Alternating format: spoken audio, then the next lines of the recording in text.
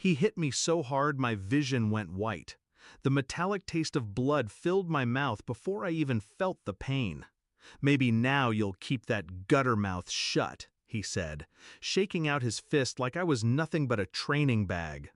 Mom laughed from the couch. "That's what you get for being useless." I didn't cry, I smiled. Because right then, I knew. This was the last time they'd ever lay a hand on me. I used to think they were just strict, that maybe all parents yelled, hit, degraded. When I was younger, I still tried to please them. Straight A's, sports, perfect manners. It never mattered. The rules changed daily. One day I was smart, the next I was pathetic. I remember the first time I asked Dad if he was proud of me. He didn't even look up from his beer. "Don't get soft on me.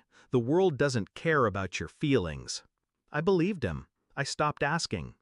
But as I got older, I started seeing them for what they really were. Two bitter people who wanted someone weaker to crush so they could feel big. The shift started small. I noticed the way Mom's voice changed when she bragged to her friends about me. Sickly sweet. Then at home, venom. I caught Dad in lies. He'd tell me we couldn't afford groceries, but then buy himself a new fishing boat. It wasn't just neglect, it was calculated cruelty. Then came the night I overheard them talking about me like I was livestock. "She'll never make anything of herself," Dad said. "We just have to keep her dependent," Mom added. "That way she won't leave and embarrass us." That was the moment. Not the hit, not the insults. It was hearing them plan my life like it was theirs to own. I didn't yell, I didn't confront, I started planning. I got a part-time job they didn't know about, working nights at a diner. I told them I was studying at the library. Every paycheck went into an account under a fake address. I researched emancipation laws, debt laws, even learned how to freeze someone's credit. I became invisible in the house. No arguments, no reactions. Just a quiet, obedient shell. They thought they'd broken me. They didn't know I was building a way out, and a way to burn their control to the ground. The first strike was financial. I reported Dad's side business for tax fraud. I'd seen the fake invoices in his office for years, sent the files anonymously. The IRS froze his accounts within a month. He blamed the bank. He screamed at Mom. He never suspected me. The second strike was social.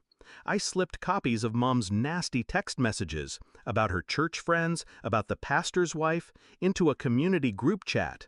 By the end of the week, her phone wouldn't stop ringing.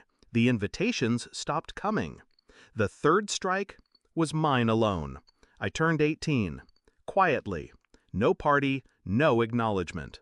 I walked into the courthouse with my saved money and filed the change of address papers. New bank, new number, new life. The night I left, I didn't pack much, just the important things.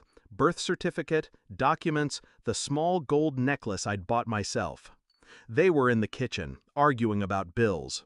I stepped into the doorway. "Where are you going?" Dad barked. I smiled. "Somewhere you can't follow." He stood, puffing himself up like he used to before hitting me. "You think you can just walk away? You're nothing without us." That's when I slid the envelope across the table. Inside were copies of the fraud reports, the community screenshots, and a note. "You taught me the world doesn't care about feelings. Now you get to live in it." He opened it. Mom leaned over his shoulder. Her face drained. His fists clenched. I didn't wait for words. I walked out. It's been a year. They lost the boat, then the house. Last I heard, Dad's working construction under the table. Mom's living with her sister 2 towns over. They can't contact me. They don't know where I live. Sometimes I think about that last hit. The way my jaw ached for weeks. The way Mom laughed. Then I remember the silence after I closed that door. That was the sound of me taking my life back. Revenge wasn't about making them feel what I felt.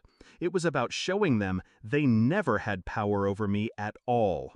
And if they ever try to find me, well, I still have a few cards left to play.